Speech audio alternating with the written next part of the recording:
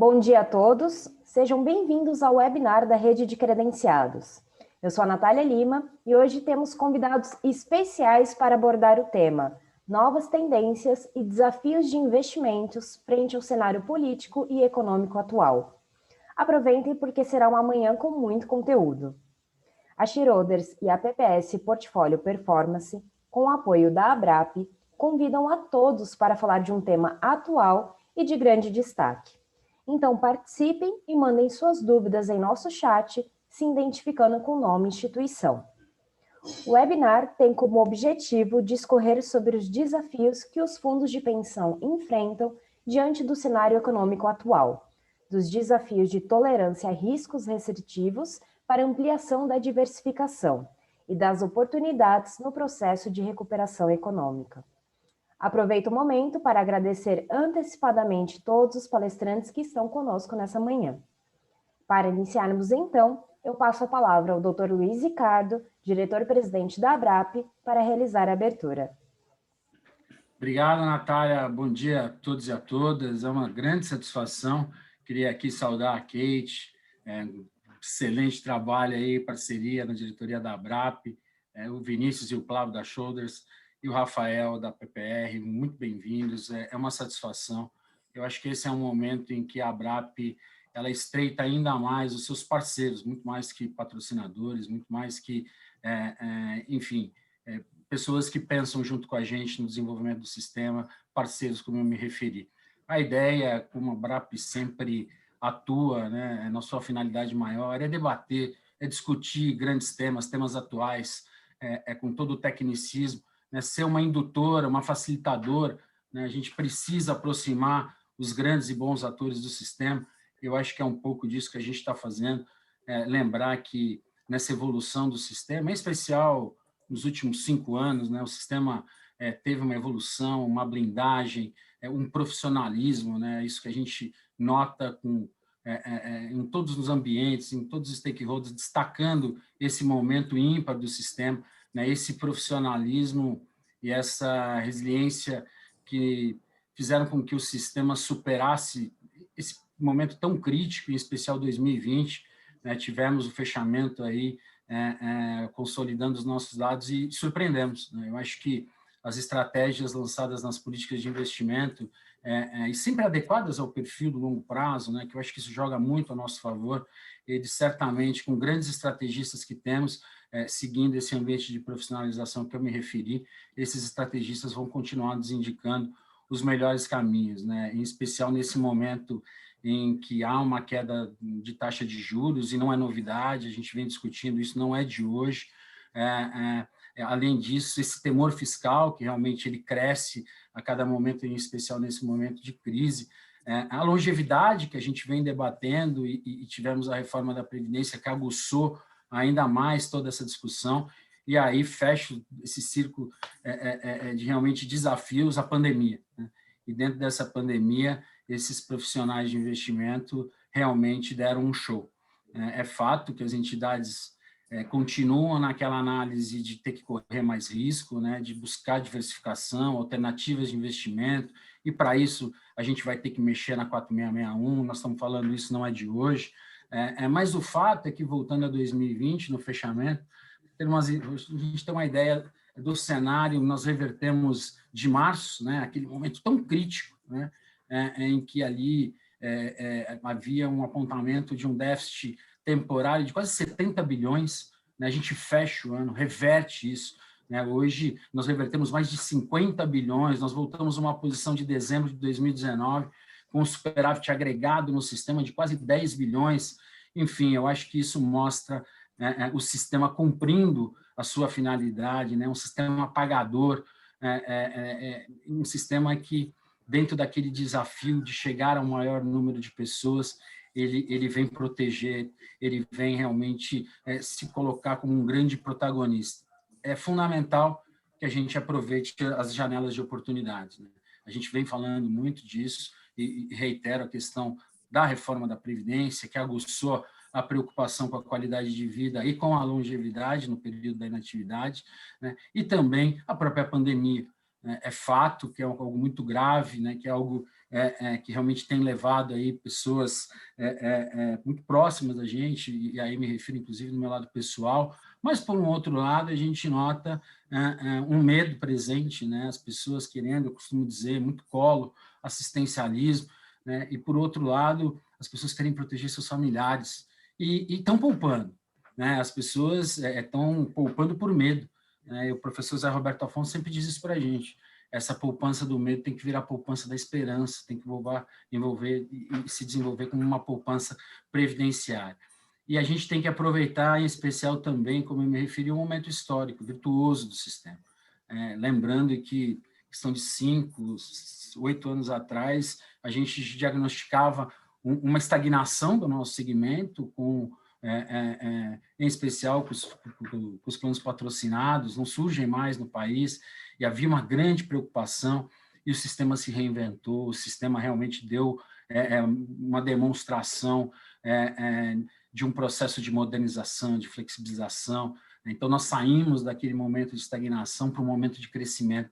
Nós estávamos conversando com a equipe que comanda brilhantemente a Previc, e estava apontando, a diretora Ana estava apontando o crescimento do número de participantes nos planos família. Né? Temos aí os fundos instituídos, que também não param de crescer, a previdência complementar do servidor público, totalmente consolidada, a gente sabe fazer, FUNPRESP Jude, FUNPRESP Executivo, SP Previcom, a primeira do país, com mais de 1,5 bilhão aí de patrimônio, as FUNPREPs, mais de 5 bilhões, enfim, deu certo, né?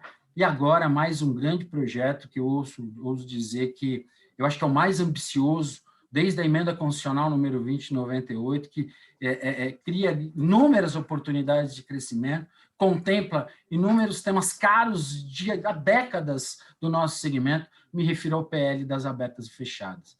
Temos aí um momento ímpar, esse projeto de lei realmente ele vem contemplar desde inscrição automática, a planos família, a fundo corporativo instituído dentro do setorial, enfim, CNPJ, segregação, natureza privada,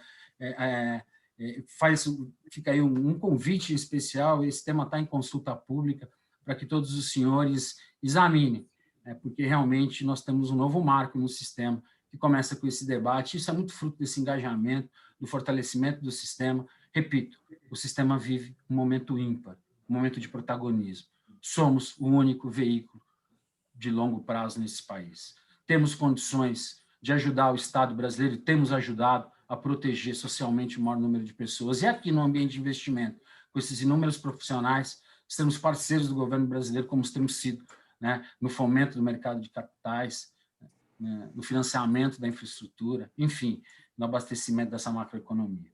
Bom, era um pouco disso, eu queria mais uma vez agradecer todos, né, e em especial essa parceria com técnicos, com entidades, com stakeholders que querem realmente trabalhar de braços dados com a ABRAP e fazer o crescimento do sistema. Obrigado, Natália, mais uma vez, e bom evento a todos. Obrigado, doutor Luiz, pela abertura realizada. Aproveito o momento para convidar a doutora Kate Bianconi, diretora executiva suplente da ABRAP, para uma breve introdução. Bom dia a todos, espero que estejam todos bem. Agradeço o convite para moderar esse painel nessa manhã. Quero cumprimentar o senhor Luiz Ricardo, presidente da ABRAP, a Natália, nossa cerimonialista, e os palestrantes aqui presentes, então, Rafael, Pablo, Vinícius, que serão devidamente apresentados em seguida. Esse aqui é mais uma iniciativa excelente da ABRAP em reunir os profissionais, os especialistas, para discutir temas que são tão importantes para o nosso sistema. E hoje o tema é investimentos, né? O que vamos discutir? Vamos discutir desafios, vamos discutir oportunidades, no cenário tão desafiador, né? Ainda com pandemia, um cenário político conturbado ainda, e um cenário econômico que esperamos seja de recuperação econômica. Eu realmente espero que seja assim o cenário do fim da pandemia, né? Que venha o fim da pandemia, um recomeço para a gente, né? Certamente, esse cenário que a gente espera tanto, ele vai trazer para a gente algumas lições, né?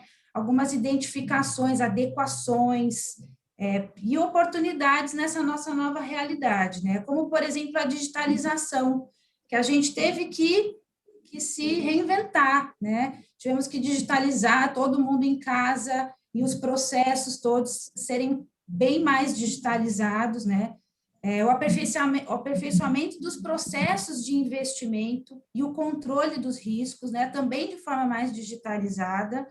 E também a maneira com que a gente se relacionou com os nossos participantes, né? Tivemos que nos reinventar para a gente poder atender a demanda dos participantes, todo mundo em casa e as centrais de atendimento todas trabalhando de casa, né? Esse foi um exemplo lá da nossa entidade. Eu acho que um dos maiores desafios, e que continua, e ele sempre foi um desafio, a gente conseguir rentabilizar, né, o dinheiro, os recursos dos nossos participantes. E com uma diversificação que não é fácil, né, por conta da administração consciente dos riscos. Falar em diversificação sem controlar o quanto de risco você está colocando nas suas carteiras é muito desafiador. Uma coisa não consegue viver sem a outra. E com as limitações que a gente tem hoje, realmente, como o doutor Luiz Ricardo disse, temos que rever a 4661, vamos ter que fazer esse trabalho, né? Espero que todos aí estejam engajados nesse quesito. E como não falar em tendência, né? O que a gente tem visto como uma tendência é o aumento da importância dos critérios ASG nas nossas carteiras, né? Esse tema que avança ainda de forma muito gradativa no Brasil, ele está muito mais presente e cada vez mais nas nossas análises, né? É mandatório, inclusive, para a gente analisar um investimento, para a gente selecionar um gestor. Eu sempre digo que eu acho que é uma mudança cultural, né, esse tema aqui no Brasil, e a cada nova geração você percebe uma evolução da conscientização sobre preservação, sustentabilidade, diversidade, o que é muito bacana, assim, para as nossas gerações, né? Então, assim, era isso que eu queria dizer, vou devolver aqui, espero que vocês aproveitem o webinar e lembrando que ao final a gente volta, né, Natália, para as perguntas e para os comentários gerais. Então, muito obrigada mais uma vez pelo convite, devolvo a palavra para a Natália e vamos ouvir os nossos especialistas. Obrigada, doutora Kate, pelas palavras, e realmente, ao final, a doutora vai moderar as perguntas do público para os nossos palestrantes, então aproveitem o momento e mandem suas dúvidas em nosso chat. Finalizando a nossa abertura do webinar, convido agora o Pablo Riverol, Head de Gestão de Renda Variável Brasil e Latam, e o Vinícius Bueno Lima, Head of Institutional Sales, ambos da Shareholders, para realizar a apresentação.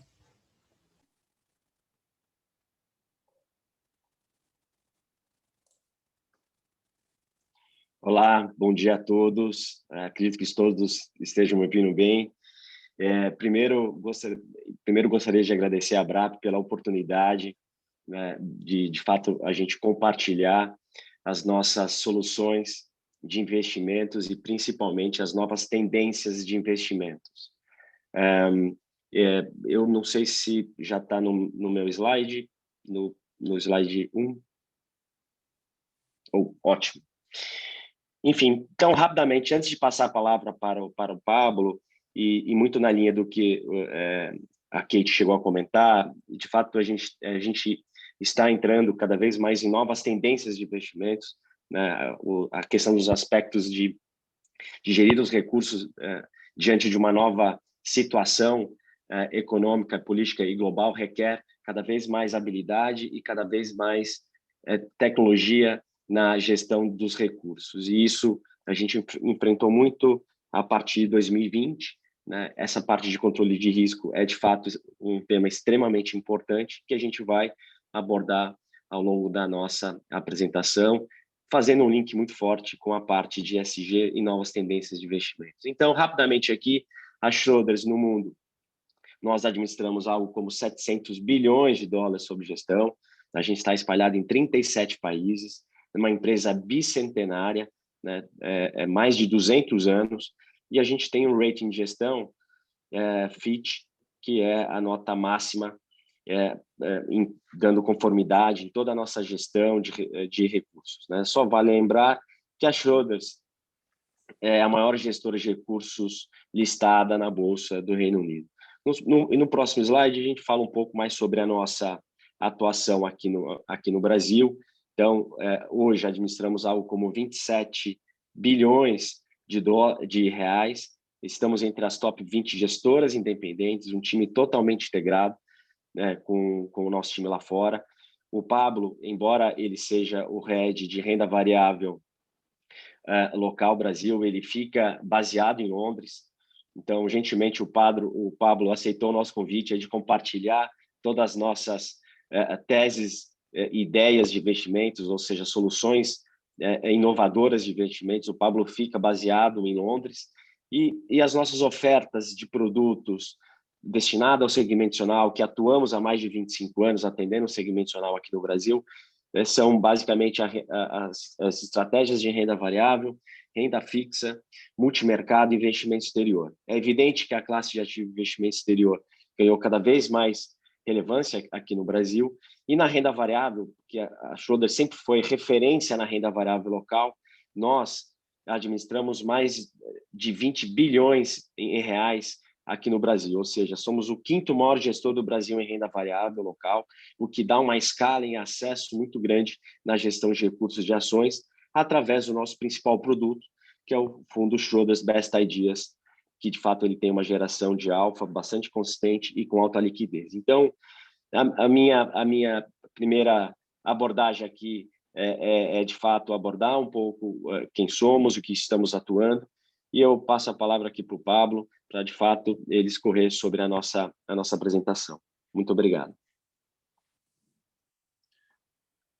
Obrigado, Vinícius. Eu estou muito contente de estar aqui compartilhando a palestra com a BRAP e com a PPS. Passando na próxima tela, eu vou falar de dois principais pontos. É explicar de maneira conceitual e prática como é que nós utilizamos nossas ferramentas e nossos sistemas para analisar os temas de ESG dentro de nossos investimentos em renda variável Brasil.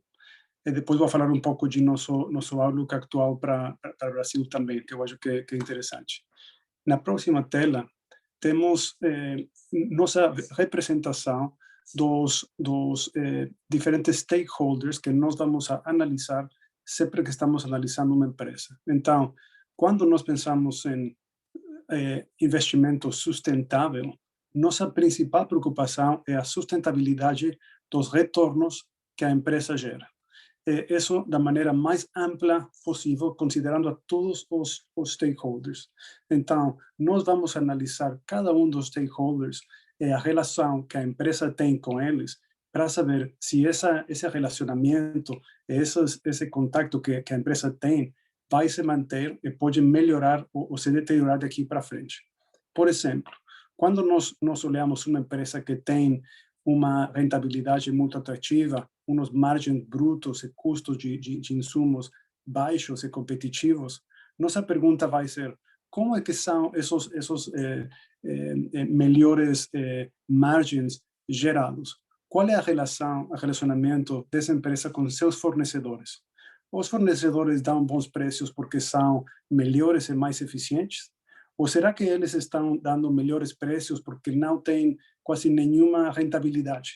De ser o caso, talvez daqui para frente eles não vão sobreviver, vão ter que subir preços e essa vantagem não vai ser sustentável. Se uma empresa tem custos de insumos baixos, também vamos a perguntar, esses custos são baixos porque os preços são mais competitivos ou porque a legalidade e a origem desses insumos não é de alta qualidade? Por exemplo, vamos a perguntar de onde vem o aço que a empresa utiliza, de onde vem a madeira que a empresa utiliza, de onde vem a energia. Quando uma empresa tem uma vantagem em termos de custos de energia, nossa pergunta vai ser que tipo de energia é e que impacto essa energia, a geração dessa energia está gerando para o resto do meio ambiente. De caso de ser uma energia poluente, nossa pergunta vai ser, de aqui para frente, será que as comunidades, o governo, a comunidade internacional vai pôr pressão para que essa geração poluente diminua e a empresa tenha que virar para uma fonte mais cara? Desse caso, a vantagem seria não sustentável. A mesma análise é feita para todos os fornecedores, se tem relacionamento de longo prazo com seus clientes, com seus empregados. Sempre que vemos, também analisamos muito a satisfação dos empregados. Se os empregados não estão contentes porque a compensação é baixa, o ambiente laboral é ruim, não tem diversidade, também é normal esperar que vai ter turnover de pessoal, que vai ter inflação de custos, greve. Então, sempre vai ser fundamental não somente olhar retorno de curto prazo, mas entender o negócio da maneira mais ampla possível. Esse é nosso enfoque, sempre com componente de análise de sustentabilidade dos retornos, sem componente ético, necessariamente. Na próxima tela, temos algumas ferramentas que nós utilizamos para esse análise. Então, já que temos analisado os diferentes stakeholders, nós vamos a posicionar a empresa dentro de ranking dos diferentes stakeholders. E ali vamos a ter uma avaliação positiva ou negativa que vai influir nossa construção do portfólio. Na próxima tela, temos sistema, software proprietário que nós utilizamos para analisar cada desses pontos. Então, esse sistema vai juntar toda a informação de sustentabilidade apresentada pela empresa, pelos rating agencies independentes e outras fontes, como pode ser Glassdoor, controvérsias internacionais, e vamos a poder ter cada métrica em contexto. Então, quando uma empresa fala que tem X número de acidentes por 1000 horas trabalhadas, isso é alto ou é baixo? É difícil saber sem ter o contexto. Então, essa ferramenta vai posicionar os diferentes pontos contra o histórico da empresa e contra o peer group, os concorrentes. É ali que nós podemos ter uma decisão muito mais informada se esse data point é bom, é ruim, está melhorando ou está empeorando. Nessa ferramenta também vamos a ter nosso registro de engajamento com as empresas e monitoreamos se estamos fazendo progressos ou deterioros dentro das métricas que nós seguimos. Na próxima tela temos a segunda sistema principal, fundamental desenvolvido por nossos cientistas de dados aqui dentro da Schroders, que é uma ferramenta muito ambiciosa. Essa ferramenta tenta calcular o custo total em termos monetários, em termos de reais, que portafólio gera para a sociedade. Então, cada empresa vai calcular o custo não incorporado dentro da empresa que está gerando para a sociedade, custo ou benefício, e vai calcular a soma de todos esses custos e benefícios do portfólio total e comparar em termos absolutos, a contribuição é positiva ou negativa contra o meio ambiente, em termos relativos, comparando contra o benchmark. Então, por exemplo, tem uma empresa de álcool. Como incorporamos o custo de alcoolismo global dentro de uma empresa de álcool? Essa empresa vai calcular o custo global de alcoolismo para a sociedade, ou de tabaco, ou de emissões de carbono, e vai atribuir porcentagem, dependendo do market share da empresa e a representação dessa empresa dentro do mercado total, para poder, de maneira quantitativa, incorporar esses custos dentro das empresas, porque nós achamos que as empresas têm que ser responsáveis pelos custos que elas geram para a sociedade de maneira mais ampla, mesmo se não está dentro de seus resultados de curto prazo. Agora, passando a ponto muito de vanguardia. Eu acho que temos dentro de nosso análise, estamos dando muito mais enfoque durante os últimos anos. Análises de dados. Temos um grupo de cientistas de dados que analisam bases de dados constantemente e tentam melhorar e testar nossas teses de investimento. Este não é um produto quant, nós somos analistas e gestores fundamentais, mas nós gostamos de analisar dados para testar nossas teses de maneira independente. Então, esse time faz muitas coisas para nós. Nessa tela temos alguns exemplos das coisas que estamos fazendo. Em termos de empresas que têm aplicativos, nós analisamos dentro dos aplicativos o número de downloads que uma empresa tem, quantas vezes as pessoas utilizam o aplicativo, quanto dinheiro gastam dentro dela, quanto tempo ficam dentro dela. Isso analisamos quase em tempo real para todas as empresas de consumo com aplicativo. Também fazemos análises de localização dos pontos de venda físico e contrastamos a concentração das lojas da mesma empresa e dos concorrentes. Estamos analisando também os comentários positivos e negativos em social media para analisar a fortaleza das marcas. Então, para escutar o consumidor dos produtos que nossas empresas produzem e conhecer de maneira mais profunda o relacionamento que nossa empresa tem com seus consumidores. Esse time de dados analisa outros dados também, como pode ser transações de insiders, e também crescimento em termos de fortaleza das trajetórias de receita, seja para melhora, seja para uma pior. Agora, para que utilizamos tudo isso? Por que é relevante? Passando à próxima tela. Nos últimos 3, 4 anos, na Bolsa Brasileira tem incrementado a participação da nova economia, empresas muito inovadoras dentro do mercado. Essas empresas são atrativas para nós porque têm os disruptivos, estão gerando inovação para a economia, seja inovação de modelo de negócios, inovação de produtos ou inovação de tecnologias. Estão aplicando essas tecnologias para mercados existentes, crescendo e acelerando o crescimento desses mercados, seja porque o mercado estava muito concentrado e protegido por alguns dominantes, essas empresas novas baixam os custos e aceleram o crescimento, ou seja porque estão quebrando as barreiras de entrada com tecnologia. A parte mais atrativa dessa nova economia, dessa inovação, é que tem um crescimento muito, muito forte, que é independente do crescimento da economia. Durante nos últimos anos, o Brasil teve um crescimento muito baixo em termos de PIB. Mas, investindo nessas empresas, não precisamos esperar para que o PIB volte a crescer.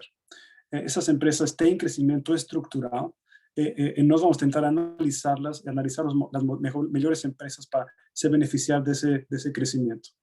Essa análise de dados que nós temos nos dá uma vantagem para compreender essa nova economia melhor e poder antecipar parte desse crescimento que não está antecipado, que é uma oportunidade de alfa bem relevante.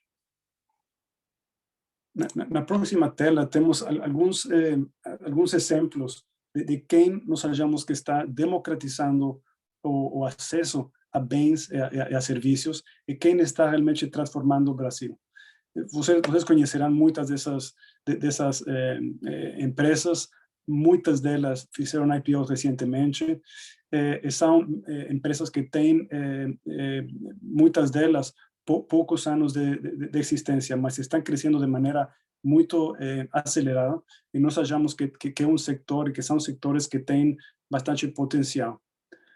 No próximo slide temos outro grupo de empresas na mesma categoria, mas que estão atendendo algumas das necessidades mais urgentes da sociedade, seja em saúde, seja em educação, seja em energia renovável, energia limpa. Agora, passando a uma sessão talvez menos de largo prazo, mais urgente, que é nossa visão atual sobre a renda variável Brasil. Na próxima tela temos dois slides que eu acho que explicam a situação atual que todos conhecemos. O crescimento da economia tem sido muito ruim. A economia teve uma contração bem relevante no último ano e teve um crescimento muito baixo nos últimos anos. Esse crescimento tem sido baixo porque o consumo caiu, o gasto de governo vai ter que diminuir, e as exportações tinham sido baixas também. Outro problema fundamental, além do crescimento, é o déficit fiscal, que é relevante e tem aumentado muito durante a pandemia. Então, nós conhecemos os principais problemas. Agora, sempre como investidores, o importante é olhar para frente. Então, passando à próxima tela, quais são os pontos mais positivos que nos podem dar uma indicação o que pode acontecer daqui para frente? Um ponto fundamental é que a economia já teve um ajuste muito importante em termos de contas externas. O Brasil entrou a pandemia com um déficit de conta corrente, que junto com juros muito baixos e um câmbio mais ou menos caro, gerou uma desvalorização de câmbio bem relevante. Agora, as importações caíram, as exportações estão crescendo de maneira muito relevante, especialmente com os commodities com tanta força. O câmbio, no slide da direita, já teve um ajuste gigante. O câmbio está mais barato do que estuvo por mais de 15 anos, né? Em termos nominais, em termos do valor real da moeda. Então, hoje, nós achamos que a moeda está bastante barata, que as contas correntes estão fechadas e saudáveis, e o Banco Central está começando a subir juros, que dá muito apoio para a moeda, deveria de permitir a inflação também começar a cair. No próximo tela, temos as valuações do mercado. Eu sou parte do time de mercados emergentes, e dentro de mercados emergentes, nós tivemos 2 ou 3 dos melhores anos que tivemos. Os mercados performaram muito bem e quase todo o mercado está muito caro, à exceção de alguns países como o Brasil. Então, ali em branco, tem a avaliação de lucro, preço contra lucro, nos próximos 12 meses de Brasil contra emergentes. Brasil está ao desconto máximo que nunca esteve contra mercados emergentes e contra o histórico do Brasil também. Mesmo se nós olhamos que o Bovespa está perto de máximos históricos em termos nominais, em termos de reais, a geração de lucros das empresas também está perto dos máximos históricos e, de fato, as avaliações da bolsa são bastante baratas, especialmente em um contexto mais global. Na próxima tela, um comentário final sobre nossa visão e nossa posição atual. Quando nós olhamos esses múltiplos baixos, essas avaliações baixas do mercado, somente para voltar ao promédio histórico de Brasil, o Bovespa teria que subir 20% mais. Agora, se não temos esse re-rating do mercado, porque as avaliações ficam baixas por a incerteza, nós, além disso, aún assim esperamos que o crescimento de lucro das empresas nos próximos 12 meses seja de mais de 20%. Isso, de longo prazo, o driver mais forte dos mercados é o crescimento de lucro das empresas. Então, nós achamos que somente esse crescimento teria que gerar mais de 20% de upside. Em caso de que as duas coisas aconteçam, crescimento de lucros é uma melhora nas valuações, teríamos mais de 40% de upside nos próximos 12 meses. Essa não é uma predição, mas somente para explicar como, sem muito esforço, o mercado poderia continuar performando. Onde estamos investidos? Temos 3 principais categorias. É crescimento estrutural. Esses setores que eu falei, que têm crescimento acelerado, que não depende do crescimento econômico. Saúde, comércio eletrônico, energia renovável. Temos os beneficiários do crescimento global, porque estamos olhando uma força muito, muito grande com Estados Unidos e a China voltando com muita força.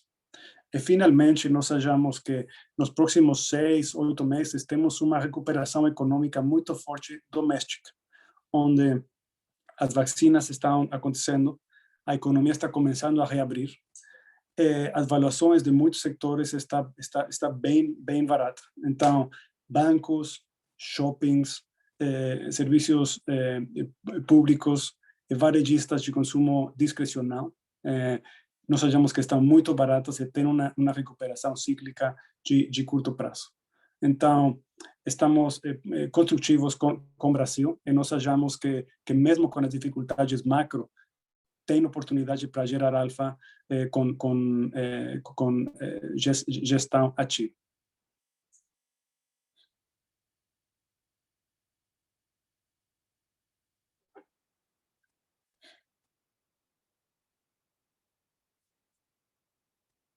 E com isso, eu acho que eu concluo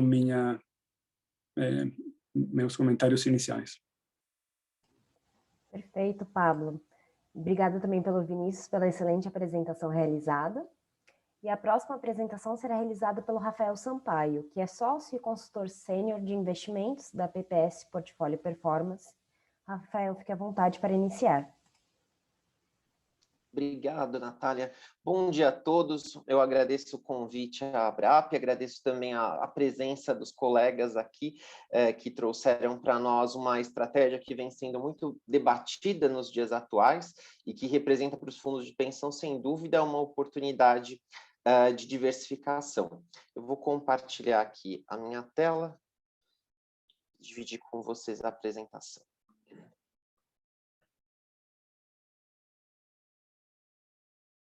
Muito bem. Na minha apresentação, eu vou discutir um pouco de como chegamos no momento atual e, portanto, qual foi a trajetória que nos levou, tanto do ponto de vista econômico, como também de conjunturas acerca dos fundos de pensão, e também de perspectivas e oportunidades que a gente enxerga para os fundos de pensão nesse momento. Então, queria começar falando um pouquinho da PPS. Então, creio que a maioria de vocês nos conheça. Somos uma consultoria de investimentos aí com 25 anos de história, né, fundada pelo Everaldo França. Nessa foto, vocês podem conhecer os sócios da PPS. E nós atuamos justamente assessorando fundos de pensão acerca de, basicamente, todo o escopo de investimentos previsto na legislação brasileira. Dentro desse escopo, é importante a gente observar o que instituiu ou que regulamentou de uma forma mais rígida, como nós temos hoje, os fundos de pensão. E aqui eu gostaria de trazer as leis complementares. As leis complementares, em poucos dias, vão fazer aniversário, vão completar os seus 20 anos. Elas basicamente revogaram a principal lei que instituiu, né, a criação da Previdência Complementar, que foi a 6435, em 77. E aqui, dentro dessas leis, a gente teve um processo bastante elevado já de governança no ambiente das entidades fechadas de Previdência Complementar.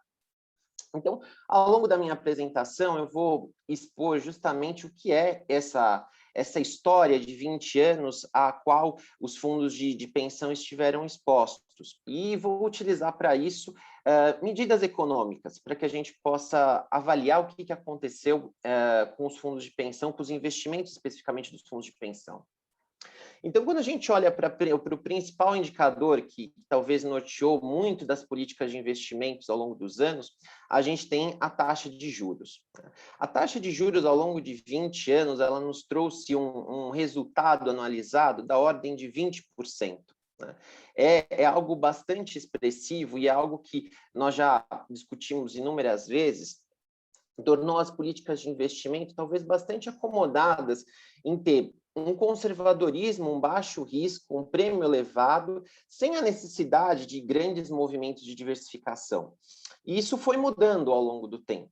À medida que o Brasil também foi consertando algumas das suas mazelas e que a gente pôde reduzir esses juros, né, cavalares ao longo do tempo, nós pudemos perceber que políticas mais conservadoras associadas à taxa básica de juros deixaram de ter um espaço, deixaram de atingir as metas dos planos de previdência, e aí a gente passou por um processo que está em curso, que é de associar outras estratégias dentro das políticas de investimento. Um primeiro destaque que eu queria trazer para vocês é o que a gente comenta bastante com os clientes, o movimento em janelas móveis que a gente pode observar na taxa de juros. Quando a gente percebe os ciclos, né, que a taxa Selic teve, ela teve, obviamente, altas circunstanciais, mas ela nunca voltou a patamares tão elevados como ela já teve. Então, nesse retrato que eu trouxe de 10 anos, vocês podem observar que a taxa de juros ela caiu aqui por volta de 2012, 13, ela teve uma retomada e é que ela atingiu seu ápice por volta de 2016, mas ela voltou a cair e mesmo subindo agora, a gente não pode imaginar que a gente vai voltar a patamares como o de antes, porque o Brasil é outro, o Brasil aprendeu uma série de coisas ao longo desse caminho. Então, conviver com taxas de juros mais baixas vai ser, na realidade, uma prática que a gente tem que começar a assumir como parte das estratégias de investimento. Isso vem acompanhado também de uma evolução da inflação no Brasil, que também foi bastante grande. Se a gente observar a inflação anualizada nesse período de 20 anos que eu destaquei, a gente tem 10% de inflação. É bastante coisa nesse período. O juro real, comparando com o CDI que eu acabei de apresentar, nos traria uma rentabilidade de 9% ao ano. Né? O que é um exagero quando a gente pensa que isso acaba criando na mentalidade do gestor, do estrategista, uma pouca necessidade de adquirir ativos de risco ou de fomentar nichos da economia, porque aqui a gente tem um resultado sem risco. Mas é importante dizer também que esses mecanismos que também trouxeram a inflação para patamares mais baixos, como a gente pode ver em janelas móveis, também dispararam agora para a gente um novo alerta. Como o Pablo até antecipou na apresentação dele, a gente agora está num momento de alta de inflação, motivada, claro, por uma sucessão de eventos, muitos deles advindos do momento de crise pandêmica que a gente enfrenta, mas que devem ser contornados com uma atuação mais presente do Banco Central nesse aumento de juros. Mas isso, sem dúvida, para nós também traz uma oportunidade. Vamos lembrar que os títulos públicos atrelados à inflação, as NTNBs, que os fundos de pensão utilizam há bastante tempo, continuam sendo uma oportunidade de proteger esses portfólios contra a variação da inflação. E, em particular, a contribuição que esses títulos públicos trazem, os mais curtos em particular, é bastante relevante para os portfólios e é um mecanismo de proteção que a gente tem que voltar a olhar. As taxas elas foram bastante reduzidas, abaixo de 4% real até pouco tempo, e agora a gente tem novas oportunidades com taxas, com metas atuariais mais baixas. Então, portanto, isso volta a ser um olhar que a gente pode depositar. Mas eu não queria parar nisso. Queria justamente falar um pouco sobre esses ciclos curtos, né, que a gente tem observado de atividade econômica. Esse gráfico que a gente traz temporal sobre a evolução do PIB, ele registra que essa atividade ela foi bastante oscilante ao longo dos anos. Esse gráfico ele vai de 96 até o final do ano passado. Ela foi bastante oscilante, a gente teve momentos graves de depressão econômica, como a gente pode ver. Não é justo dizer que a pandemia foi o momento mais grave, na verdade a gente vem de um momento grave já nos últimos 10 anos de depressão econômica, e a gente, claro, teve um aprofundamento, uma dificuldade adicional que a pandemia nos trouxe. Mas, sem dúvida, ela não responde a tudo que a gente vê do processo recessivo que o Brasil enfrenta. E nesse sentido, quando a gente vê na atividade econômica um reflexo da renda variável, se nós olharmos também num horizonte maior, já que somos investidores de longo prazo, para o que aconteceu com a Bolsa, a gente tem uma anomalia que todos vocês já devem ter refletido, que é, num período de 20 anos, a nossa Bolsa, né, o Ibovespa, ele performou, ele teve um desempenho inferior à taxa básica de juros, o que novamente poderia nos confundir e dizer que, bom, então não vale muito a pena nada disso do que é discutido de diversificação, quando é o contrário. Como eu disse agora há pouco, a evolução que a economia teve, o momento pelo qual o país passa, é justamente muito diferente do que nós vivemos ao longo destes 20 anos. Em particular, nessa trajetória que a gente vê do Ibovespa, algo que a gente consegue capturar claramente é que essa geração de valor que as empresas foram adquirindo ao longo do tempo, ela foi compatível com vários processos de governança que também essas empresas sofreram. Então, a qualidade das empresas que hoje figuram nesse Ibovespa é bastante grande, é bastante superior quando nós comparamos com o que eram muitas das empresas que figuraram nesse índice ao longo do tempo. Aliás, a própria metodologia do índice também mudou ao longo do tempo. Então, a governança responde por boa parte do processo que a gente viu em várias das empresas que estão no índice e que melhorou e que pôde trazer o resultado que a gente trouxe hoje. Então, esperar que esse índice continue crescendo é apostar que essas correções vão surtir efeito e que vão continuar nessa toada que a gente vem acompanhando. Importante também comparar, quando a gente fala de diversificação internacional, que o momento econômico também nos outros países mudou. Aqui eu trago para vocês duas curvas. A curva da Bolsa Americana, do S&P 500, em dólar e em reais, no mesmo período, em 20 anos. Quando a gente olha para a contribuição que a desvalorização da nossa moeda, né, que a paridade real-dólar teve, e contribuiu para um resultado em reais, isso foi de quase 70% desse valor. A gente teve aqui 10% de retorno anualizado ao longo do período para o S&P em dólar, que é esta curva azul, contra 7% do câmbio, o que gerou um resultado total da ordem de 18% ao ano em reais. Então, se a gente observar o que foi a contribuição de cada um, o câmbio aqui, na realidade, foi um agregador de valor, o que não quer dizer que ele continuará sendo. Então, quando a gente olha para a diversificação, muito em linha com o que a gente pode observar numa gestão consolidada, integrada do portfólio, o câmbio é uma ferramenta de proteção, eu vou falar mais disso já já. E quando a gente pensa em diversificação, principalmente em setores externos, a gente está falando de acessar muitos dos segmentos que não estão presentes aqui. E que, portanto, como no momento atual, em que a gente tem empresas de tecnologia se valorizando, um grande investimento em saúde, muito disso que a gente vem acompanhando no mercado está disponível e é acessível através de índices internacionais. Portanto, esse momento econômico que vai nos trazer uma recuperação importante em Estados Unidos, em China, também é um momento em que a gente pode se apropriar dessas oportunidades no exterior para agregar soluções aos nossos portfólios e compensar o que antes vinha de graça, vinha com pouco risco através das taxas de juros, agora com uma diversificação de classes de ativo e propiciando o fomento aí de vários nichos. Importante também destacar o papel que a gente tem quando a gente faz a comparação entre gestão ativa e gestão passiva.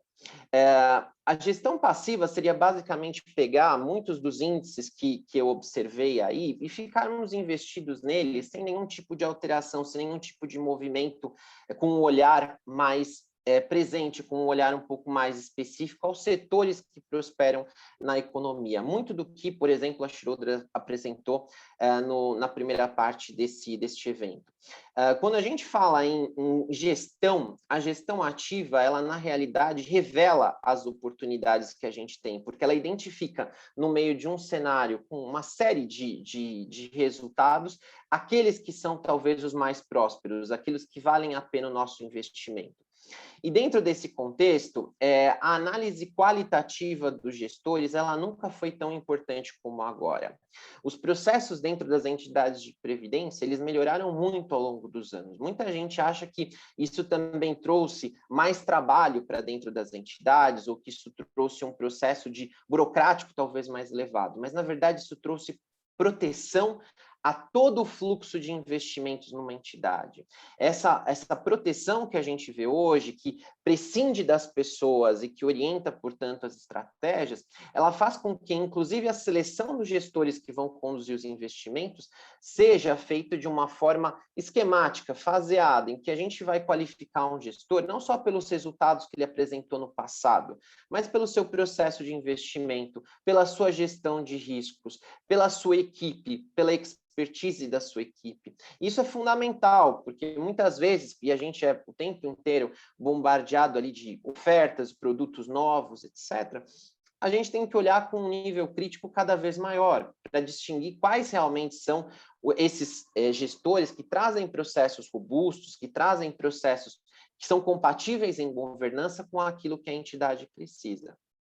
É importante frisar mais uma vez para vocês, quando a gente olha os resultados de um gestor e vai decidir por ele ou não, não são só os gestores que trazem os resultados no passado que importam, ou não são só aqueles que erraram que são os piores gestores. Os gestores, de uma forma geral, eles acertam e erram. Não existe nenhum gestor no mercado que vai acertar o tempo inteiro. Aliás, essa seria a situação mais perigosa de todas, porque um gestor que nunca foi testado no seu pior momento, nunca passou por esse pior momento, talvez ele não saiba exatamente como reagir a isso.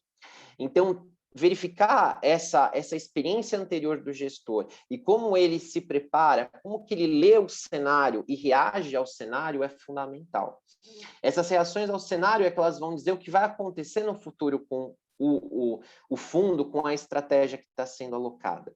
E aqui é importante destacar, eu vou trazer um exemplo, entre outros que a gente poderia comentar, mas o que hoje é quase unânime no nosso mercado, que é o super ciclo de commodities. Esse super ciclo de commodities, do qual a gente vem entrando, ele já foi experimentado antes. Nós já tivemos isso na década de 70, nós já tivemos isso logo na crise de 2008, nós tivemos vários processos aí que nos sinalizaram, em particular para o Brasil, que tem nesse segmento talvez um fator de exportação super importante, talvez seja esse um trigger também dos mais fundamentais para a recuperação local. Temos aqui uma grande oportunidade. E invariavelmente eu ouço gestores falando sobre isso. A questão é, e o posicionamento? Como é que você transforma uma leitura acertada, consistente de cenário com a gestão? Isso talvez é o mais fundamental e talvez aquilo que vocês devam acompanhar com mais atenção em cartas dos gestores, nas suas apresentações, porque invariavelmente eu vejo muitos acertos de cenário e uma gestão que não acompanhou estes acertos. Mais ainda, eu queria comentar com vocês que, aliado a essa gestão ativa que a gente pode observar, nós temos dentro dela uma capacidade geradora de prêmio, quando a gente fala de Brasil, elevadíssima, porque é justamente por conta de todas essas dificuldades, de todas essas incertezas de cenário que nós vivemos, é que os prêmios são construídos. O alfa que se busca tanto no mercado, ele não vem construído através de certezas, ele vem construído justamente através de processos de seleção de ativos, de alocação tática. E essa construção de resultado, eu trouxe aqui um exemplo de um fundo aqui bastante longevo no nosso mercado, é capaz de gerar um prêmio sobre o Ibovespa da ordem de 13% ao ano. Esse é um exemplo. Tem inúmeros outros fundos que tiveram desempenhos compatíveis. Portanto, quando a gente fala de geração de valor, a estratégia de investimento descorrelacionada, ela hoje tem trazido para o investidor, através da seleção de papéis, bons resultados, muito mais do que o investimento referenciado, indexado, como a gente vem, ou culturalmente a gente experimenta. Mais ainda, quando a gente fala de ESG, isso tem estado muito em voga. é importante a gente ampliar novamente o nosso horizonte de ESG do ponto de vista global. Existem aí continentes, vamos chamar assim, que já investem nisso há muito tempo. A Europa é o maior investidor hoje, com 14 trilhões de dólares nesse tipo de estratégia. Os Estados Unidos vêm logo em seguida com 12 trilhões. Esse investimento, essa experiência trazida globalmente, ela é fundamental, justamente pelo que eu comentei antes. Hoje o nosso acesso é ampliado e a nossa necessidade de diversificação atinge já estratégias que estão sendo organizadas ao longo do globo. Mais do que isso, para a gente ter o conceito de ESG bastante sólido, é importante a gente lembrar que ele vem de problemas, ele não vem de soluções. Um ESG bem estruturado, ele vai tentar consertar problemas ao redor do mundo que são dos mais variados. Eu trouxe aqui um registro bastante amplo de dificuldades relacionadas à seca, ao meio ambiente, à privacidade, à corrupção, à poluição do ar. Cada uma dessas dificuldades traz soluções, traz empresas trabalhando nessas soluções e que, portanto, quando a gente vai analisar uma estrutura de ESG, a gente tem que ver, bom, para que ela traga um fundamento, para que ela resolva realmente e agregue valor, ela precisa estar endereçando algum problema desses, da nossa realidade. É isso que explica, de fato, o que é ESG. E aí eu queria mostrar para vocês um outro exemplo qualquer de fundo no nosso mercado, com histórico aqui bastante longevo de ESG. Quem tem alguma dúvida se o ESG é capaz de agregar valor, essa é uma boa resposta. O ESG foi capaz de, nesse período de 2016 a 2020, trazer quase 7% ao ano de excesso de retorno sobre o Ibovespa. É um resultado bastante expressivo. Existem outros fundos? Existem mais chegando, com estratégias de ESG das mais variadas. A Schroders acabou de apresentar o seu framework de trabalho, e assim como ela, outras gestoras aqui trazem soluções diferenciadas que podem, em conjunto, representar um poder de diversificação bastante grande para os portfólios. E eu queria terminar já a minha fala comentando um pouco sobre como as estruturas de investimentos das entidades podem se preparar para esse mundo de diversificação que agora vai se apresentar. Culturalmente, a gente ainda tem muitos planos de benefícios monoportfólio, tem uma única estratégia para servir a todos os seus participantes. Isso, com o passar do tempo, vai mudar. Já está mudando em muitas entidades, felizmente. A criação de perfis de investimento, a criação de ciclos de vida. A PPS trouxe já 2 projetos para o Brasil, implantando, né, o conceito original de ciclos de vida. Isso visa a atender muitas das necessidades que os participantes têm de a gente trazer objetivos de retorno e tolerância a risco casadas, né? Da gente não afastar um participante que está no momento laboral, no momento de vida, talvez na iminência de se aposentar, para um risco que talvez não seja conveniente para ele. Então, essas estratégias de investimento, elas estão pautadas em estruturas cada vez mais sofisticadas. E a gente precisa começar a olhar para isso e começar a ver que, junto com a diversificação, vem, sem dúvida nenhuma, a revisão das estruturas de investimento. Eu queria terminar dizendo que, dentro do conceito de diversificação e do processo de recuperação econômica que ele traz a reboque, sem dúvida nenhuma, a gente tem que pensar na preservação do capital, na preservação dos resultados construídos. Muitos, né, dos fundos de pensão, eles não têm estratégia, diria que talvez a maioria, baseadas em proteção. Muitos dos fundos de pensão, eles têm uma diversificação que, às vezes, de forma indireta, os protege, como a exposição cambial, como, às vezes, alguma alocação em ouro, mas isso por si só não resolve. A gente precisa mais consistentemente trabalhar para que eventos de cauda, como o que nós vivemos recentemente, possam estar com alguma proteção também de cauda, mas presente o tempo inteiro no portfólio e que possam não destruir uma história de trabalho, uma história de construção de resultado dentro do fundo de pensão. É fundamental que a gente pense em proteções como parte das estratégias de investimento dentro dos portfólios. E eu acho que mais do que nunca, quando a gente fala no processo de investimento, no processo de diversificação dos fundos de pensão, o investimento no exterior, ele nunca foi tão importante, principalmente porque a gente pode trazer a reboque, como eu já destaquei antes, a integração com o ESG. E nesse sentido, existem bons gestores no nosso mercado trazendo excelentes produtos. A gente tem a possibilidade de diversificar as estratégias de investimento com esses vários gestores. Sempre vai ser a hora de entrar no investimento no exterior. Se o câmbio é um fator que preocupa algum de vocês, a gente hoje tem estratégias de proteção ao câmbio, então a gente não deve ser pelo câmbio que a gente deve evitar essa exposição, uma vez que, de novo, vários países vão começar e vão ter um processo mais rápido do que o nosso de recuperação econômica, e nesse sentido é importante a gente se posicionar e somar, adicionar valor através dessas economias que vão construir resultado mais rapidamente para dentro do nosso portfólio. Existem diversos temas, setores, geografias que devem ser considerados. O mundo é bastante grande, a gente está falando aí de centenas de milhares de gestores espalhados ao redor do mundo e que, portanto, uma capacidade crítica de processar, avaliar as estratégias mais representativas precisa estar presente dentro do processo de investimento das entidades. A gente tem assessorado aí várias delas a se colocar nesse ambiente, e eu acho que assim, o trabalho só está começando. Os fundos de pensão, eles já olham para isso, já alocam no exterior, e eu acho que esse é um processo que mais e mais vem se mantendo presente. Então, obrigado a todos, devolvo a palavra para a Natália. Obrigada, Rafael, pela apresentação realizada. Agora nós vamos seguir com os comentários e perguntas. Convido novamente a doutora Kate para realizar a moderação. Bom, obrigada. Ótimas apresentações, bastante interessantes para o nosso momento e para o tema, né, diversificação.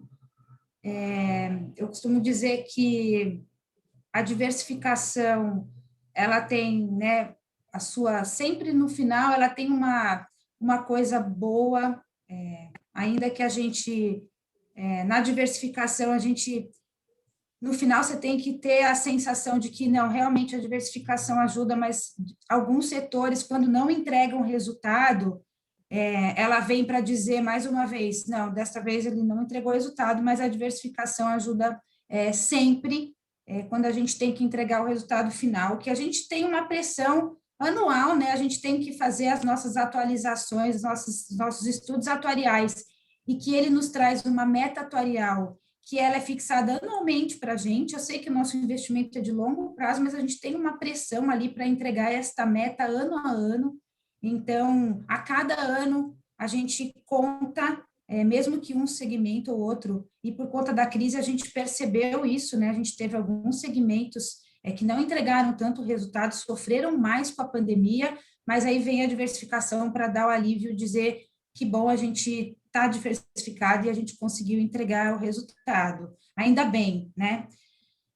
Eu tenho algumas perguntas aqui para os palestrantes, e eu vou começar com uma aqui para a Schroeder, para os meninos aí da Schroeder, falando sobre o ano de 2020, né? E voltando um pouco no nosso cenário turbulento e triste até que passamos em 2020. Né? Então, ele foi um ano bastante difícil, né, para os ativos de risco no Brasil. Como que a Schroeder, como os ativos, como a gestão da Schroeder se comportou nesse período? Né? Como foi assim o desempenho da área de renda variável, principalmente aí das Schroders nesse ano? Não sei se Pablo ou Vinícius, quem responde? Sim, eu posso começar, Vinícius pode complementar. Temos, no ano passado, no princípio da pandemia, a primeira análise que nós fizemos foi analisar a fortaleza de nossas empresas, a fortaleza do balanço, a fortaleza do modelo de negócios, para compreender quem teria capacidade, ou se alguém estava em risco de não sobreviver tendo que fechar 3 meses. Inicialmente, 3 meses da pandemia era nosso cenário inicial muito negativo. Uma coisa que nós percebemos foi que a utilização e a relevância de ter uma presença digital, uma presença online, era fundamental. E, de fato, nas primeiras 2, 3 semanas da pandemia, nada aconteceu, o consumo caiu. Mas muito pronto começamos a ver uma mudança para compras e atividade digital. Um crescimento muito maior do que esperado em empresas que eram parte dessa cadeia, seja permitindo a negócios pequenos vender online, seja permitindo a logística para fazer distribuições online, pagos digitais, mesmo serviços de saúde online, educação online, não? Distance learning. Então, nossa posição inicial foi aumentar e participar nessas empresas que nós achamos que tinham uma perspectiva talvez melhor, relativamente, mas melhor em termos absolutos também. Estamos negativos em termos da moeda, por os fatores que eu mencionei ao princípio, a moeda parecia um pouco vulnerável. Então, essa foi a estratégia quase até o final do ano. Os fundos performaram bem, acabaram com um alfa de 7% contra o mercado e com retornos positivos em termos nominais também. Ótimo. Rafael, eu queria só fazer essa mesma pergunta, agora, assim, sob um ponto de vista mais abrangente, né? Como você é uma consultoria e você tem aí como clientes muitas entidades, o que você notou aí nas carteiras de renda variável das entidades em 2020? Qual foi a grande dificuldade, né? Perfeito. Assim, no que a gente pode analisar dos nossos clientes, um movimento muito importante que ocorreu ao longo da pandemia foi justamente a não movimentação em detrimento de outras crises, né? A gente acompanhar historicamente que muitas vezes o medo, né, justamente diante de uma incerteza, de perdas que foram bastante acentuadas logo no início da pandemia, traziam, na verdade, esse desconforto e, portanto, muitas vezes havia redução de posições, etc. Coisa que a gente não observou nos nossos clientes. Então, a gente pôde ver que essa resiliência, esse entendimento de que estávamos falando de um momento atípico, de um momento que era de exceção, de que esse resultado iria ser reconstruído, eu acho que trouxe para a totalidade dos clientes que a gente acompanha um conforto bastante grande. É claro que é preciso ter sangue frio num momento como esse, até porque a gente não sabia, e essa foi a grande questão, por quanto tempo, né, a gente iria ficar diante de um ciclo aí bastante prejudicial. Então, acho que esse é um primeiro comentário. Um segundo comentário que eu diria é que a diversificação ela agregou resultado, mesmo diante da pandemia. A gente teve aí, dentro de processos de seleção de gestores, vários gestores que se destacaram, que conseguiram ganhar do mercado, mesmo diante aí de um ciclo bastante difícil para muitas empresas, porque eram fundos descorrelacionados, eram produtos que tinham estratégias mais específicas. Agora, o que eu comentaria é que, até mesmo nessas estratégias, existe um risco, e a gente percebeu isso muito agora em 2021, quando o mercado já trouxe aquele rally que a gente pôde observar na Bolsa, alguns gestores ainda estavam defensivos e não conseguiram acompanhar isso. Então, essa é sempre a grande dificuldade, quer dizer, quando você está se protegendo do mercado, quando é que você deve se reposicionar e acreditar que agora as coisas vão dar certo? Né? Eu acho que essa é uma grande dificuldade, é um pouco também do que o Pablo colocou, dessa leitura recorrente, dessas oportunidades, e ver a consistência dentro das empresas para que a seleção seja feita. Então, dentro do que a gente pode observar com os nossos clientes é que esses processos de seleção se mantiveram mais presentes, muita gente fez processos ao longo de 2020 e continuam fazendo agora em 2021. E falando em processo de seleção, né, voltando para o nosso tema de tendência, né, os critérios aí de sustentabilidade, os critérios ESG, ASG, como vocês queiram chamar, eles, assim, me parecem muito mais presentes nesse momento. Como eu disse no começo, é uma evolução cultural até que a gente vem passando. Um mundo, como você mesmo trouxe, Rafael, vários continentes já têm isso muito enraizado, né? E aí eu queria ouvir a opinião de vocês sobre nós.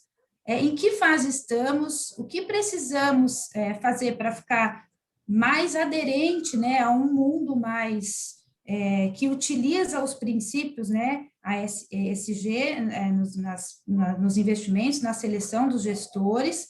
Eu queria ouvir um pouco que tipo de ação a gente ainda tem que fazer aqui no Brasil, na visão de vocês, Pablo e Rafael. Eu começaria, aqui na Europa temos visto esse movimento com muita força. Eu acho que é preciso, para fazer uma mudança real, precisa de todos os stakeholders dentro dessa indústria. Então, nós começamos, quando eu comecei minha carreira, uma empresa de alta qualidade, uma empresa com altos retornos sobre capital, com barreiras de entrada. Hoje, temos uma dimensão nova, que é qualidade em termos de retornos, em termos de atividade que você faz, que é bem relevante. Então, nosso mindset tem mudado. Agora, nós estamos olhando muito mais demanda dos clientes, pedindo disclosure. Qual é a sua alfa? Qual é a avaliação que você faz das empresas? Você realmente está fazendo o trabalho? Os clientes precisam pedir isso. Acho que queremos um mandato de um fundo sustentável. Queremos diferenciar. Se temos dois fundos com retornos similares, risco similar, qual tem melhores credenciais? Quem tem um time mais robusto? Não? Quantos recursos realmente você está investindo em analisar isso? Então, os clientes finais também têm muito o que dizer, não? Então, os clientes finais precisam ser informados e ter uma visão de que não todos os retornos são iguais. Tem muito mais valor se os retornos também tiverem um impacto positivo no resto dos stakeholders. Então, Brasil, eu acho que está começando. Nós gerimos nossos fundos de maneira sustentável, mas não temos uma demanda forte para ser mais estrictos, para ter produtos mais puros. Eu acho que esse seria o próximo passo, seria mais não somente da oferta e demanda, os dois ficar mais maduros.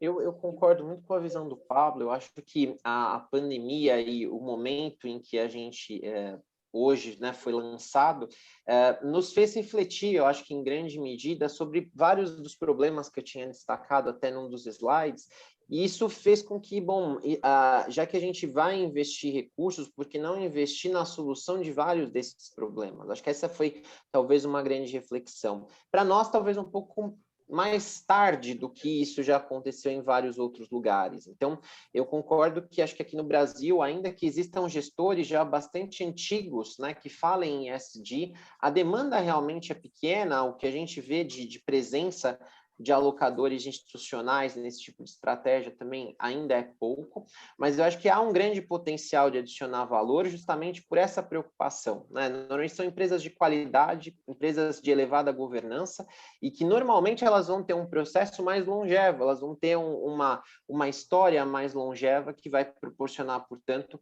a adição de um resultado mais consistente, que é o que o fundo de pensão precisa, né? O fundo de pensão, ele não lida com situações de circunstância, ele tem uma história, ele tem uma necessidade de longo prazo dada desde o início. Então, me parece que essa demanda por ESG veio de uma maior consciência agora da necessidade que a gente tem de processos mais consistentes e que deve se colocar, eu acho que ao longo do tempo, talvez mais presente nos portfólios também. Eu acho que essa também vinda de produtos internacionais, globais para cá, também vai auxiliar bastante nisso. Ótimo. Eu vou voltar um pouco aqui na questão da diversificação e da alocação, né, em renda variável, que a gente tem uma pergunta aqui de um participante, o Heron Barreto, e ele pergunta sobre, nesse momento, né, tão difícil de conseguir rentabilidade no segmento de renda fixa, né, por conta das nossas baixas taxas, e qual é qual seria, né? Eu não sei se existe uma resposta exata aqui para essa pergunta, mas o que seria uma alocação ideal em renda variável para um plano de benefício definido, que tem ali um duration mais ou menos de uns 12 anos, e assim, com boa parcela de obrigação de longo prazo, né? Seria assim razoável adotar uns 40%, 50% em renda variável? Olha, eu preferiria pensar também de uma forma mais ampla, né? Acho que até bem pouco tempo, mas obrigado pela pergunta, Heron. Acho que até bem pouco tempo, quando a gente pensava em diversificação, ou talvez em políticas de investimento de uma forma geral, era a renda fixa e variável, né? Só que a gente tem outros 4 segmentos permitidos na 4661 que são capazes de agregar valor, né? Então, a gente tem o segmento imobiliário, a gente tem o segmento de estruturados, a gente tem investimento no exterior, a gente tem empréstimos a participantes. Então, todos esses segmentos como um todo, eles possibilitam a geração de valor.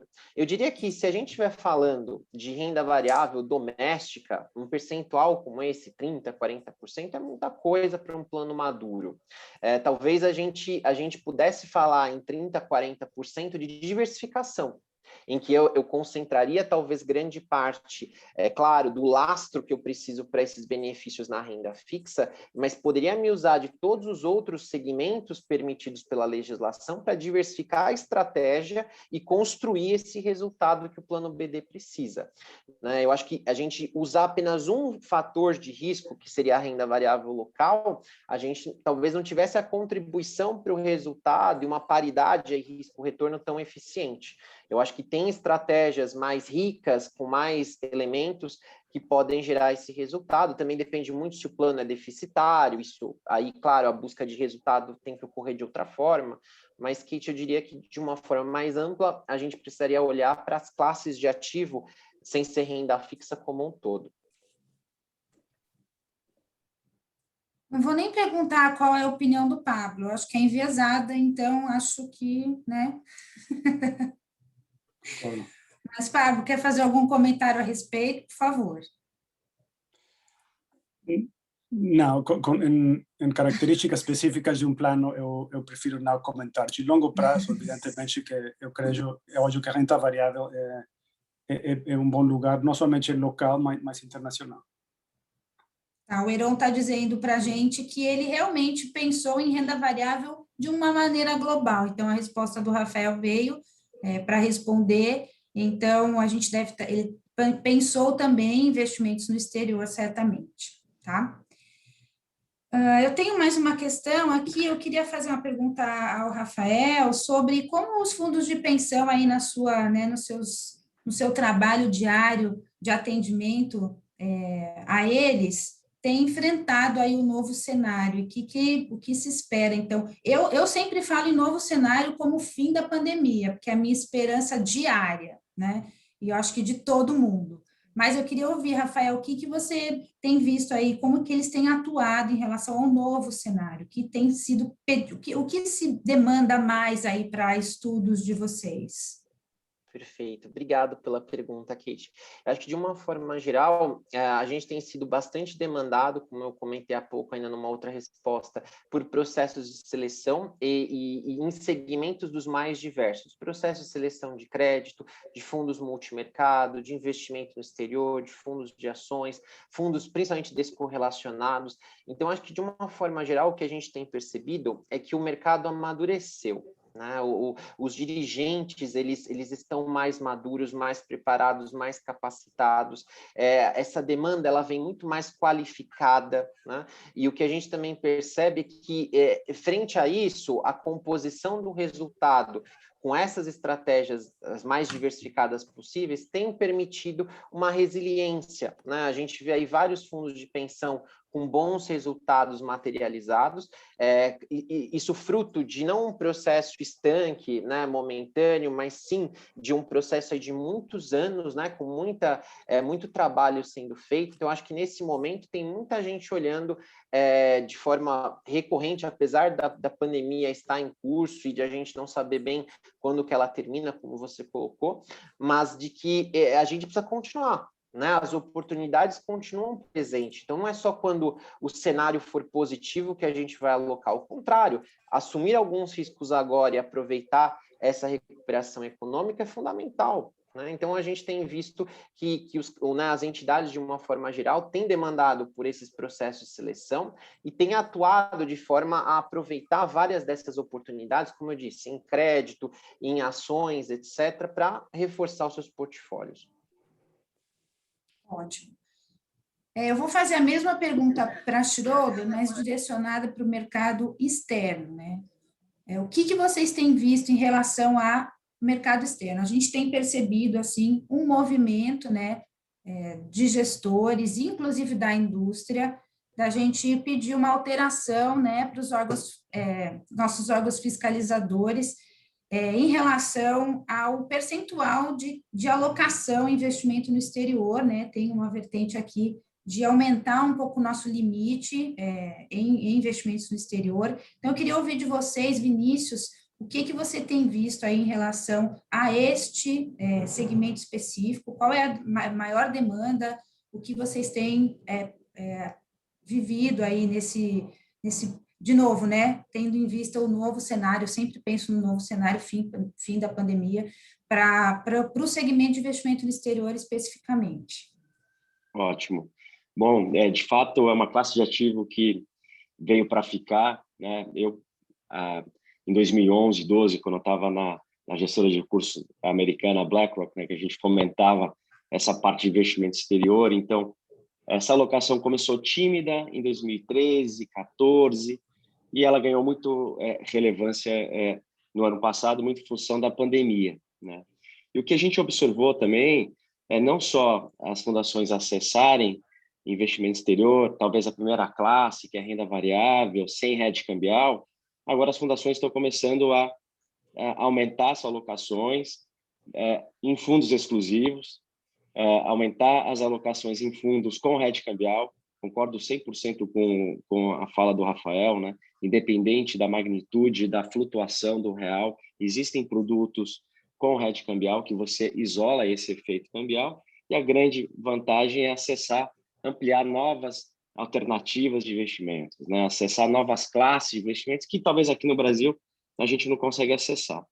Então, de fato, com a minha chegada aqui, há quase um ano atrás, a gente tinha basicamente 2 produtos, só para vocês terem uma ideia. Hoje a gente tem por volta de 15 produtos, então ampliou bastante também a oferta de produtos, as fundações principalmente, e a cada semana a gente tem demanda para compartilhar um pouco da nossa experiência, né, nos comitês de investimentos, como que a gente aborda os principais benefícios de acessarem a classe de ativo no exterior, que na grande maioria, né, pelo menos os nossos produtos, a ideia é compartilhar produtos com baixa correlação aos ativos domésticos, que tenham um duplo benefício, né, de maior retorno com menor risco, ou seja, um Sharpe um tanto quanto elevado, assim como menor custos e alta liquidez. Então, a gente quebra alguns paradigmas, né, de acessar lá fora, é o que nós chamamos de black box, e não, né?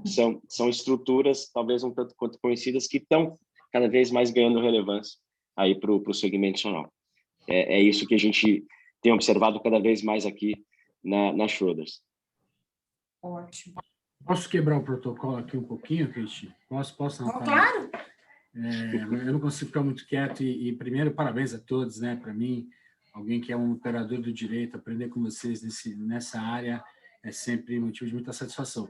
Mas eu queria um pouco, naquela linha do que eu disse, da evolução do sistema, do aperfeiçoamento, do profissionalismo, e dar um exemplo para vocês dessa evolução. Questão de 10 dias atrás, nós estávamos discutindo no CNPC um dispositivo visando a capacitação de conselheiros, certificação, e ali no debate, né, por um integrante ali do próprio governo brasileiro, foi dada uma sugestão de que o tema fosse levado para a nossa autorregulação, né? Então, saindo ali do ambiente do regulador, né, e trazendo o tema para o nosso ambiente da autorregulação, isso que eu queria explorar com vocês. A gente vem com esse projeto, é um projeto sem volta, né? A autorregulação, hoje nós estamos com mais de 60 entidades aderentes, várias entidades certificadas, 2 códigos, fluxo de processo de investimento, né? E acaba de ganhar uma atualização por força da evolução legislativa, regulatória, em especial 4661, e também de governança corporativa. Deu certo, né? Eu queria um pouco, vocês são amigos nossos, né? Pô, o Vinícius, o Rafael, o Pablo, que vocês sabem do nosso dia a dia, são grandes parceiros, como eu me referi, um pouco da visão do mundo externo para dentro do nosso segmento. Vocês têm uma visão mundial, relacionamento mundial, nesse ambiente de investimentos, e o sistema, de novo, se blindou demais. Vocês notam isso? O que a autorregulação, por exemplo, traz de um grande benefício? Nós fomos aprender com a Ambima, fomos aprender com o CONAR, de novo, está aí, sem volta, está consolidado. E na visão de vocês? Né? A gente teve uma evolução com a 4661, né, por várias maneiras, como aqui a gente falou, de monitorar esses riscos, que é fundamental, né, e a gente vai ter que correr mais risco, estamos aí discutindo percentual em renda variável, né, de todo modo, um pouco da visão de vocês, desse aspecto da consolidação do sistema e à luz aí da aplicação da nossa autorregulação, que tem sido aí um case.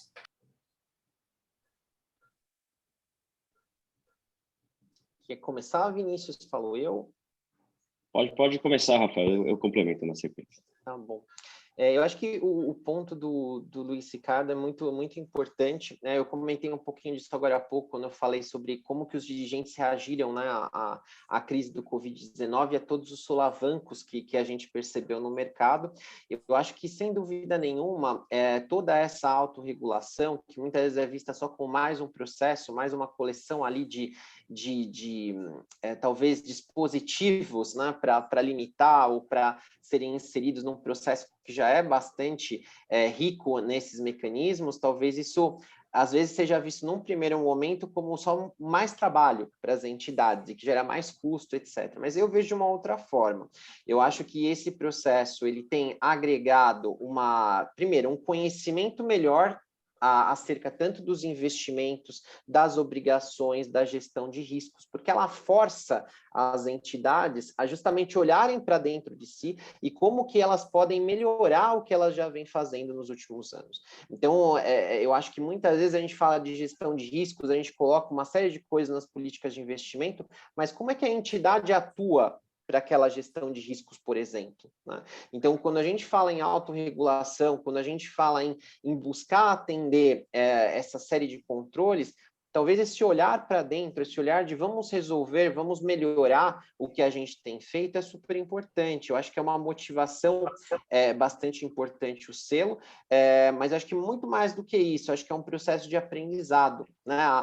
Não existe uma formação aqui de dirigentes, né? Se a gente observar, aqui a gente tem os profissionais das mais diferentes formações que vão adicionando contribuições. E eu acho que essa pluralidade construiu, dentro da cultura de previdência complementar, das entidades fechadas, excelentes resultados, né? Eu acho que é um processo de educação financeira, sobretudo, um processo de cultura sobre o que é essa gestão de longo prazo, que todo mundo fala de gestão de longo prazo, mas todo mundo sente o frio na barriga de quando está diante de problemas imediatos de curto prazo. Então, eu acho que é um processo que é muito oportuno, está numa crescente, mas eu acho que ainda precisa amadurecer mais. Eu acho que a gente talvez vai ter que trazer algumas facilidades também com o passar do tempo, talvez tornar o processo mais autônomo, talvez um processo um pouco mais ali meio que talvez inserido dentro das práticas que as entidades devem seguir, sem que necessariamente tenham que adicionar mecanismos ao que elas já fazem. Então, acho que tem acertos que eu acho que fazem parte de qualquer iniciativa, mas sem dúvida é uma iniciativa que está trazendo bons resultados, Luiz. Sim, e acho que do nosso lado aqui, o que é interessante complementar é o processo do aumento do nível de governança, né, da fundação. Então, fazendo um paralelo com as fundações do mercado mais desenvolvido, isso ocorreu lá atrás também. Então, nós entendemos que o processo aqui no Brasil, inevitavelmente, vai ter que aumentar o processo de governança sob a ótica de risco, sob a ótica de investimento, agora ampliando, né, investimento exterior. Então, algumas fundações já dedicam alguns analistas dedicados a investimento exterior. Então, para, enfim, estar aderente aí a novas tendências regulatórias. Então, o que a gente, de fato, tem observado é justamente esse aumento do nível de governança. Eu concordo super com o Rafael, que vai determinar um aprendizado cada vez mais apurado enfim, das novas tendências regulatórias.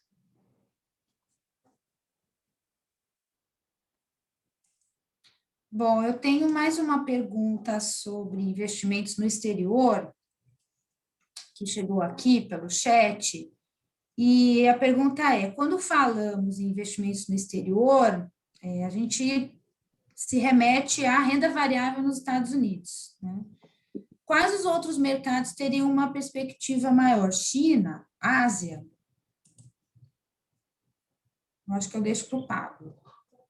Sim, eu acho que, um comentário breve, Estados Unidos teve dos melhores performances nos últimos anos, não? Melhor que a maioria dos mercados. O dólar também performou muito, muito bem. E as valuações, parte pela composição do mercado, não? Com muita tecnologia, também ficou bastante caro.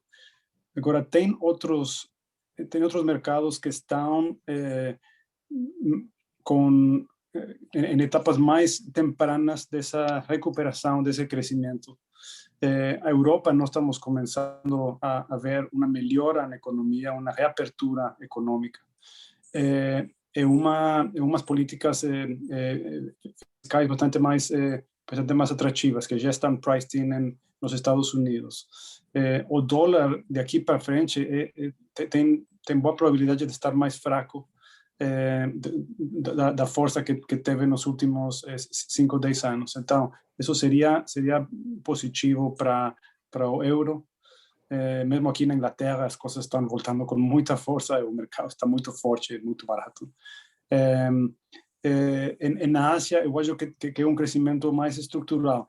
A Ásia tem crescimento de população, tem crescimento das economias, que você não tem verdadeiramente nos mercados desenvolvidos, seja Japão, seja na Europa. Então, eu acho que Ásia e Europa hoje ficam interessantes. Mercados emergentes também, não? Onde ali é onde está o valor, onde estamos olhando parte do Brasil, mas também a Rússia, África do Sul, China, de certa maneira, todos estão voltando com muita força. Então, em nossas estratégias, eu estaria muito mais enfocado underweight S&P e overweight os mercados mais cíclicos. Legal, obrigada. Eu acho que a gente está chegando para o final. Eu tenho só uma última pergunta que veio pelo chat para o Dr. Luiz Ricardo. A pergunta é, o quanto andam as negociações com a Previc, com o CNPC, sobre o aumento do percentual de alocação em investimentos no exterior do nosso limite hoje atual para um limite maior?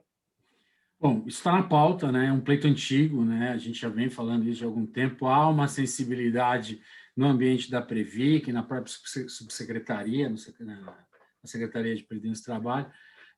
O que nós estamos aguardando é momento, é pauta, é prioridade, né? A gente está vivendo aí num ambiente complicado, né? Medidas ali, porque nós estamos falando de Conselho Monetário Nacional, aí alteração de 4661, e ali, quer dizer, a gente sabe, dentro ali do encaminhamento que é dado nas prioridades econômicas do país, né?